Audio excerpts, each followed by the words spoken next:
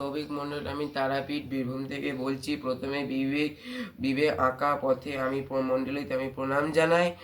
আঁকা দিয়ে জীবন গড়া বিবেক পথে উদ্যোগে আমার মন কেড়েছে। আঁকা জোকা রং পেন্সিল আমার খুব প্রিয়। আমার আঁকার বিষয়ে কম বয়সে বিবাহ নয়। যে মেয়েটা স্কুল যাওয়ার সময় সে বয়সে বিয়ে দিলে একা প্রবাহ অবসান হয়। যদিও এই বিবাহ বিষয়ে আমার বেশি অভিজ্ঞতা থাকলেও এতে এই বিষয়ে বা আঁকা বিষয়ে আমার উৎসাহিত করেছেন আমার অঙ্কন শিক্ষক এবং আমার বাবা মা।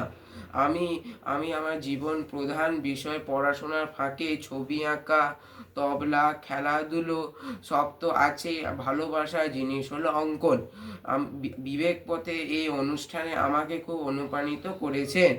আমি আঁকার সঙ্গে যে ভাবনা থাকে সেটা আমি এই প্রথম বুঝতে